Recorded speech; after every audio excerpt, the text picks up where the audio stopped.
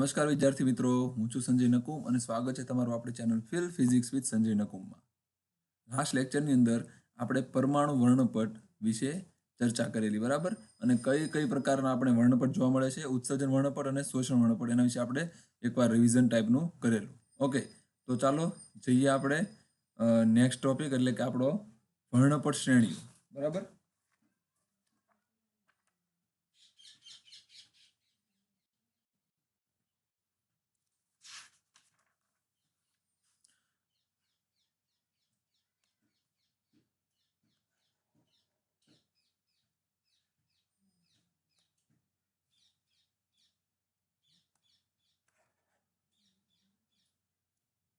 આ રીતે કંઈક આપણી પાસે વર્ણપટ શ્રેણીઓ હતી, બરાબર? મેં આપણે આ રીતે કંઈક ડ્રો કરેલી એકચ્યુઅલી.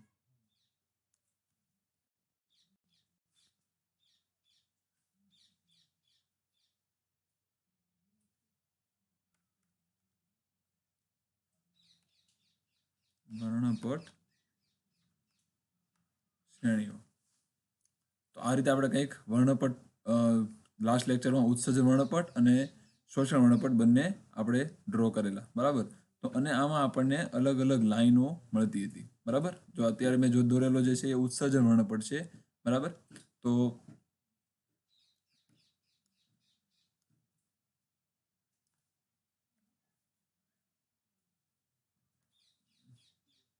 પેલા છૂટી મળતી હતી, બરાબર? ધીમે ધીમે શું થતી જાય છે, આપણે ભેગી મળે છે આ રીતે કંઈક, બરાબર? બંને કેવા છે, ધીમે ધીમે નજીક થતી જાય છે અને એકદમ જે લાસ્ટ ટાઈમ આવે છે, બરાબર, એન્ડ ત્યાં શું થાય છે, એકદમ પાસે આવી જાય છે, બરાબર? આ ટાઈપની આપણને કંઈક ઉત્સર્જન વર્ણપટમાં વર્ણપટ મળતો હતો, બરાબર, જે આપણે રેખાઓ મળતી હતી. તો એમાં હવે વાત કરીએ આગળ કે સૌથી પહેલા આ વસ્તુ કોણે જોઈ, બરાબર? સૌથી પહેલા આ વસ્તુ કોણે જોઈ? વર્ણપટ શ્રેણીઓ. તો આ વર્ણપટ શ્રેણીઓ જે છે એ સૌથી પહેલા જોવાવાળો માણસ જે છે એ છે બામર, જે આપણે વાત કરેલી હતી, બરાબર? અને એણે શેમાં જોયેલી? એણે આ વસ્તુ હાઇડ્રોજન પરમાણુ, જે મેં આગળ વાત કરી, બરાબર, હાઇડ્રોજન વાયુને નીચા દબાણે ટ્યુબની અંદર ભરી અને એને કોઈ રીતે જો એને ઉત્તેજિત કરવામાં આવે, એટલે કે ઇલેક્ટ્રિક ડિસ્ચાર્જથી કે જે રીતે ઉત્તેજિત કરવામાં આવે અને એના પછી એ જે એમાંથી જે તરંગ લંબાઈઓનું ઉત્સર્જન થાય છે, બરાબર, એમાંથી બામર નામના વૈજ્ઞાનિકે એનું શું કરેલું, એમાંથી આ વસ્તુ એને નોટ ડાઉન કરેલું, બરાબર? આ વસ્તુ એને નોટિસ કરેલી, એમાંથી આવી અમુક તરંગ લંબાઈઓ જે હોય છે, પર્ટિક્યુલર તરંગ લંબાઈઓ જ ઉત્સર્જન થાય છે, બરાબર? એને હાઇડ્રોજન પરમાણુ માટે વાત કરેલી ને એને જે આ તરંગ લંબાઈઓ આપણને ઉત્સર્જિત થાય છે, બરાબર, આ બધી અલગ અલગ તરંગ લંબાઈઓ જે ઉત્સર્જિત થાય છે, એના પરથી એને એ જે છે, બરાબર, એ વર્ણપટ શ્રેણીને એને શું નામ આપેલું? એને નામ આપેલું બામર શ્રેણી, બરાબર? એને નામ આપેલું એને કે બામર શ્રેણી. તો આ જે છે એ બામર શ્રેણી આપણને જોવા મળે છે, જેની અંદર આપણને બધી અલગ અલગ લાઈન જોવા મળે છે, જેમાં સૌથી વધારે તરંગ લંબાઈ વાળી લાઈન છે એને આપણે કહીએ છીએ એચ આલ્ફા લાઈન, બીજી જે છે ને એચ બીટા, બરાબર, એચ ગામા. એ રીતે આપણે બધી અલગ આપણને લાઈનો મળે છે, બરાબર? તો આ જે બામર શ્રેણી જે છે, બરાબર, એ સૌ પ્રથમ વખત બામરે નોટિસ કરેલી કે આવા બધા અલગ વાયુઓ બધા છે, બરાબર, એ આપણને અલગ પ્રકારની પર્ટિક્યુલર તરંગ લંબાઈઓનું ઉત્સર્જન કરે છે અને સેમ ટુ સેમ પાછું એનું શોષણ પણ કરે છે, બરાબર? તો આ બધી તરંગ લંબાઈઓમાં જે એને નોટ ડાઉન કરેલી, બરાબર, કે ભાઈ એચ આલ્ફા લાઈન જે છે એની તરંગ લંબાઈ એને મળેલી 656 નેનોમીટર, બરાબર? એવી રીતે એચ બીટા લાઈન છે, બરાબર? તો એચ બીટા લાઈન છે એની તરંગ લંબાઈ 448 નેનોમીટર, બરાબર, 448 નેનોમીટર. તો આ રીતે બધી એચ ગામા અને બધી એની તરંગ લંબાઈઓ મળેલી, બરાબર છે? તો હવે આ જે તરંગ લંબાઈઓ લાઈનમાં મળતી હતી, બરાબર, આ બધી અલગ તરંગ લંબાઈઓ જે છે એ અલગ તરંગ લંબાઈઓ જે મેળવવાની જે એને પોતાના આનુભવિક સૂત્ર જે મેળવ્યું, બરાબર, એ સૂત્ર કંઈક આ ટાઈપનું હતું, જેમાં એને કંઈક જે આ રીતે હતું કે 1/λ will be equal to r 1/2 square minus 1/n², બરાબર? જ્યાં આ જે n જે છે એ n શું હશે? તો કે 3, 4, 5, 6, બરાબર, આ રીતે આગળ ચાલ્યા કરે. તો જ્યારે આપણે n = 3 મૂકીએ છીએ, બરાબર, ત્યારે આપણને એચ આલ્ફા લાઈન જે છે એની તરંગ લંબાઈ મળે છે. જ્યારે આપણે n = 4 મૂકીએ છીએ ત્યારે આપણે એચ બીટાની તરંગ લંબાઈ મળે છે. અને આ જે સૂત્ર જે છે એમાં જ્યાં આપણને આ આર મૂકેલો છે બરાબર. એ આર ની કિંમત શું છે? તો આર ઇઝ ઇક્વલ ટુ છે 1.097 ઇન્ટુ 10⁷ પર મીટર બરાબર. આ ટાઈપનું કંઈક આપણને આર ની કિંમત મૂકેલી છે બરાબર. જે આર જે છે એને કહેવાય છે એકચ્યુઅલમાં રીડબર્ગનો અચળાંક. કહેવાય છે રીડબર્ગનો અચળાંક બરાબર. તો આ જે રીડબર્ગનો અચળાંક છે આ એની વેલ્યુ યાદ રાખવાની છે બરાબર. અને એને કંઈક આ ટાઈપનું સૂત્ર આપેલું કે અલગ અલગ તરંગ લંબાઈ શોધવા માટે 1/λ બરાબર r 1/2² - 1/n². અને તમે એ આ જે સૂત્ર આપ્યું એ કઈ રીતે આપ્યું એના અનુભવથી આપેલું બરાબર. પોતાના અનુભવથી આપેલું આ ટાઈપનું કંઈક સૂત્ર હતું બરાબર. જે તમે n ની વેલ્યુ અલગ અલગ મૂકતા જાવ તો તમને બધી જે શું મળશે? આ બધી તરંગ લંબાઈઓ મળશે બરાબર. અને એને આ વસ્તુ નોટિસ કરેલી અને આજે આપણને બામર શ્રેણી જે મળે છે બરાબર. એ બામર શ્રેણી કયા વિસ્તારમાં મળે છે? બામર શ્રેણી જે છે બરાબર એની બધી તરંગ લંબાઈઓ આપણને મળે છે દ્રશ્ય પ્રકાશમાં. શેમાં મળે છે આપણને? દ્રશ્ય પ્રકાશમાં આપણને બામર શ્રેણી આખી મળે છે બરાબર. એવી રીતે આ રીતે જેમ વાત કરી એ રીતે પછી જ્યારે અલગ અલગ પરમાણુઓ માટે બરાબર અલગ અલગ પરમાણુઓ માટે અને પછી એક જ પરમાણુઓ માટે અલગ અલગ રીતે જ્યારે ઉત્તેજિત કરવામાં આવે છે પરમાણુને ત્યારે પાછું એનાથી આપણને કંઈક અલગ પ્રકારની શ્રેણીઓ પણ મળેલી બરાબર. તો એ જે અલગ શ્રેણી મળેલી બરાબર એ શ્રેણીને પછી આપણે કંઈક આ રીતે લખી શકીએ છીએ.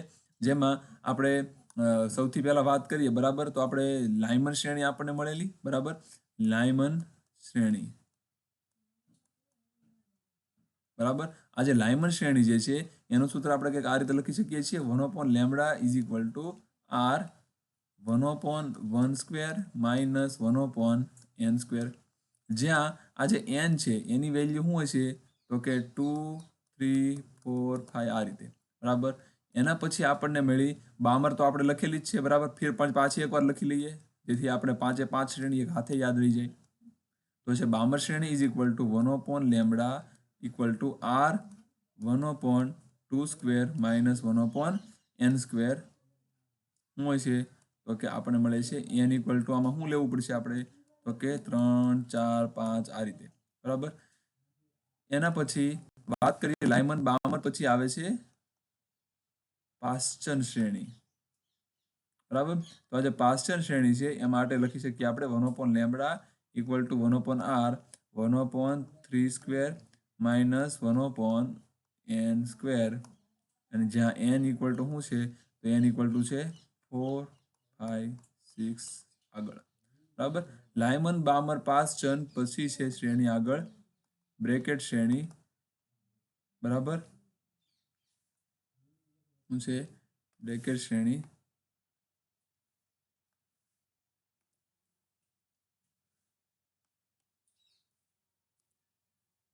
આપણે આ રીતે લખીએ છીએ લાયમન બામર પાશ્ચન પછી છે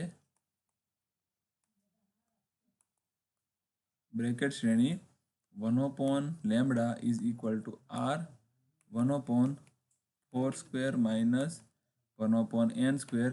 જ્યાં n ની વેલ્યુ શું મળે છે આપણને? તો n ઇક્વલ ટુ મળે છે આપણને 5, 6, 7 થી સ્ટાર્ટ કરવાનું બરાબર. અને જો લાસ્ટ વાત કરીએ તો હજી એક જે શ્રેણી લાસ્ટ શ્રેણી મળે છે આપણને એ શ્રેણી કઈ છે?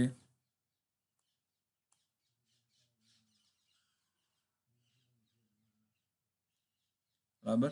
જે લાસ્ટ શ્રેણી આપણે મળે છે એ છે બ્રેકેટ લાયમન બામર પાશ્ચન બ્રેકેટ અને ફંડ શ્રેણી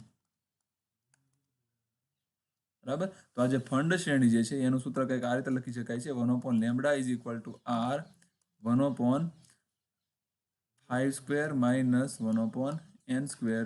જ્યાં n ની વેલ્યુ જે લઈ શકાય એવી છે એ કઈ કઈ છે? તો 6, 7, 8 આ રીતે બરાબર. તો આમાં તમે આ રીતે આપણે બધી શ્રેણી જે છે બરાબર એના સૂત્રો આપણે યાદ રાખવાના છે બરાબર. બધાના સૂત્રો યાદ રાખવાના છે અને આજે હવે કયા વિભાગમાં મળે છે એ પણ યાદ રાખવાનું છે. તો લાયમન શ્રેણી જે છે આપણને પાર જાંબલી વિભાગમાં મળે છે. કયા વિભાગમાં મળે છે? પાર જાંબલી વિભાગમાં મળે છે.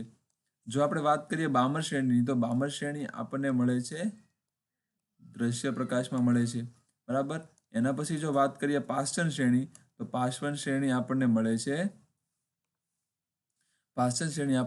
છે પારરક્ત વિભાગમાં. પારરક્ત એટલે ઇન્ફ્રારેડ બરાબર. અને બ્રેકેટ શ્રેણી પણ આપણને મળે છે પારરક્તમાં અને જે આ ફંડ શ્રેણી જે છે બરાબર, એ ફંડ શ્રેણી પણ આપણને શા મળે છે? પારરક્ત વિભાગમાં. ક્લિયર છે? તો આ રીતે આપણે બધી શ્રેણીના સૂત્રો જે છે એને યાદ રાખવાના છે. ક્લિયર છે? અને મેઇન સૂત્ર જે છે આપણે જે રેગ્યુલર આપણે વાપરતા આવીએ છીએ બરાબર, એ સૂત્ર કયું છે? એ છે આપણું આ બામર શ્રેણીનું સૂત્ર, જે આપણે મોસ્ટ ઇમ્પોર્ટન્ટ આપણે યાદ આપણને હોવું જ જોઈએ. બરાબર? તો જો આ આપણે સંબંધ દર્શાવ્યો તરંગ લંબાઈનો, જો આ જ વસ્તુ આપણે જો આવૃત્તિના ટર્મ્સમાં દર્શાવી હોય બરાબર, તો આવૃત્તિનું સૂત્ર આપણને ખબર છે કે આવૃત્તિ બરાબર આપણે શું સૂત્ર છે? She is equal two new lambda. બરાબર? તો જો મારે અહીંયા 1 લેમડાની કિંમત મૂકવી તો હું એવું લખી શકું, જો અહીંયા 1 લેમડા મારે બનાવવું હોય તો શું કરવું પડે? લેમડા નીચે જાય, સી આવે નીચે, તો ન્યુ બાય સી બનશે 1 લેમડા ઇઝ ઇક્વલ ટુ. તો હું આ સૂત્ર જો અહીંયા બામર માટે મૂકી દઉં બરાબર, આ સૂત્ર અહીંયા બામર શ્રેણી માટે મૂકી દઉં તો હું લખી શકું nu by C will be equal to R times શું આવશે? 1/2 સ્ક્વેર માઇનસ 1/n સ્ક્વેર. બરાબર? તો ન્યુ માટે સૂત્ર શું બનશે? Nu is equal to C ઉપર જાય તો બનશે R into C 1/2 square minus 1/n square. Clear છે? તો આ રીતે આપણે ન્યુ જે સૂત્ર છે એની માટે મૂકી શકીએ છીએ, એના માટે પણ આ વસ્તુ લખી શકીએ છીએ. તો આપણે આ સૂત્ર જો છે બરાબર, આ જે સૂત્ર છે એ સૂત્રનો ઉપયોગ કરી અને આપણે એનો શું કરી શકીએ? એનાથી આપણે ડાયરેક્ટ જે તે અલગ અલગ જે આપણે તરંગ લંબાઈ મળે છે એની આપણે ડાયરેક્ટ આવૃત્તિ પણ શોધી શકીએ છીએ. બરાબર? પણ મોસ્ટ ઇમ્પોર્ટન્ટ જે છે વસ્તુ એ યાદ રાખવાની જે છે કે આ બધી વસ્તુ જે છે બરાબર, એ આપણે કોની માટે લાગુ પાડી શકીએ છીએ? તો એની માટે મોસ્ટ ઇમ્પોર્ટન્ટ એ છે કે આ બધા જે આપણે સૂત્ર જે છે એ ખાલી આપણે એક ઇલેક્ટ્રોન પરમાણુ જે છે બરાબર, કયા પરમાણુ? એક ઇલેક્ટ્રોન પરમાણુ છે એના પર જ આપણે લાગુ પાડી શકીએ છીએ. બીજા કોઈ પર આપણે આ વસ્તુ લાગુ પાડી શકતા નથી. એટલે એક ઇલેક્ટ્રોન પરમાણુ એટલે જેવા કે તો કે હાઇડ્રોજન છે એને આપણે એક ઇલેક્ટ્રોન પરમાણુ કહી શકાય, કારણ કે એની પાસે એક જ ઇલેક્ટ્રોન હકીકતમાં હોય છે. હિલિયમની વાત કરીએ તો હિલિયમ પાસે 2 ઇલેક્ટ્રોન હોય છે. જો હિલિયમ એક ઇલેક્ટ્રોન ગુમાવી દે બરાબર, તો હિલિયમ પ્લસ બનશે અને એક ઇલેક્ટ્રોન પરમાણુ બની શકે છે.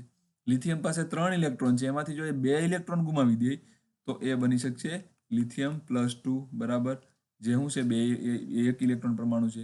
તો આવા પરમાણુ હોય એના પર જ આપણે શું કરીએ છીએ કે આ વસ્તુ લાગુ પાડી શકાય છે. બરાબર?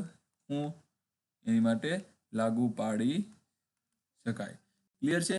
તો આ વસ્તુ આપણે જોઈ લઈએ ક્લિયરલી, અને આ સૂત્રો બધા છે એને એકદમ મસ્ત રીતે યાદ રાખવાના છે. ક્લિયર? એટલે આપણે આગળ જઈએ.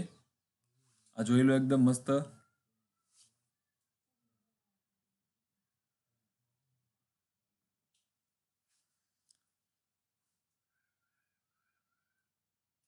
ક્લિયર છે? ઓકે, ચાલો. તો હવે આ જે સૂત્રો જે છે બરાબર, એ ક્લિયરલી એકદમ યાદ રાખવાના છે. અને બાકીનું જે છે આગળનું બરાબર, એને પણ એકદમ યાદ રાખવાનું છે. અને એના જે આગળના દાખલાઓ જે છે અને આને રિલેટેડ સ્વાધ્યાયના દાખલા છે, એ બધા દાખલા શું કરવાના છે? કમ્પ્લીટલી યાદ રાખવાના છે અને ગણવાના છે. બરાબર? ગણવાના છે, ગણતા આવડવા જરૂરી છે. બરાબર? યાદ રાખીને તમે ગોખવાની વાત નથી કરતો. હું શેની વાત કરું છું? યાદ રાખવા મતલબ એ દાખલા જે છે અને જેટલી વાર તમે ગણશો એટલી વાર તમને એની રીત યાદ આવશે.